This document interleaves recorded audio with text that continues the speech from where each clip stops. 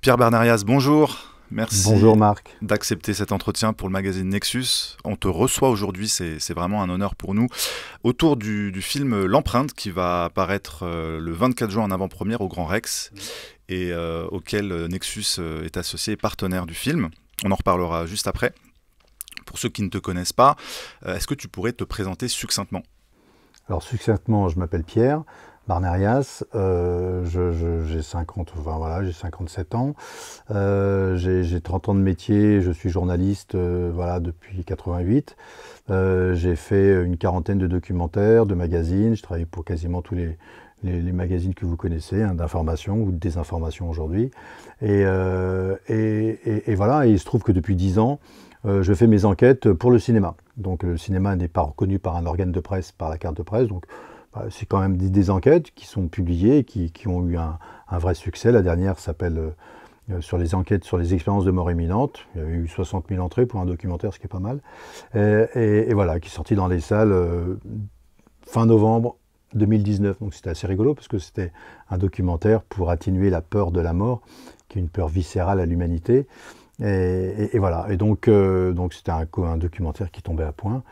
Donc voilà, succèdement. Et puis j'ai également, à dire, été professeur, enfin encadré, formé. La formation m'intéresse beaucoup, formé à la fabrication de documentaires, de magazines, dans des écoles de journalisme, dans des grandes écoles de journalisme.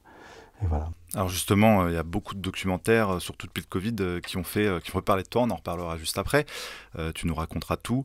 Mais pour commencer, L'Empreinte, ce film qui va être à l'affiche du Grand Rex le 24 juin, et qui parle du dépassement de soi, qui parle de l'exploit d'un homme.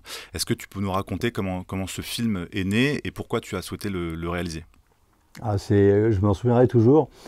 Je me souviens de l'arrivée de Florian Gommet, donc cet explorateur qui est arrivé chez moi à Boulogne. J'avais un petit bureau à Boulogne-Billancourt. Il arrive, donc j'avais reçu auparavant, hein, 2 mois avant, j'avais reçu son dossier. Donc il m'a expliqué qu'il voulait traverser, parcourir toute l'Europe sans assistance, sans argent, en courant pieds nus. Non, au départ, je pensais qu'il allait marcher. J'avais même pas capté qu'il allait courir. Donc j'ai traversé l'Europe pieds nus, sans argent, sans passeport, sans rien. Bah ouais, ça me plaît. Et puis, qu'est-ce qu'il y a derrière?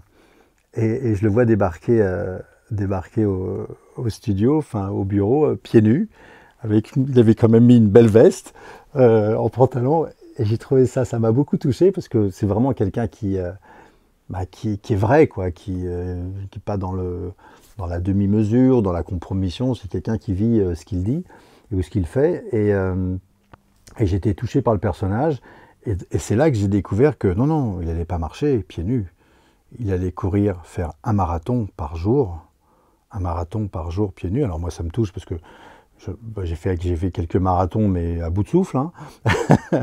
Et je me dis, faire un marathon pieds nus tous les jours, traverser l'Europe en plein confinement, dans une peur inouïe, sans argent, sans passeport, il part juste avec son short, son t-shirt.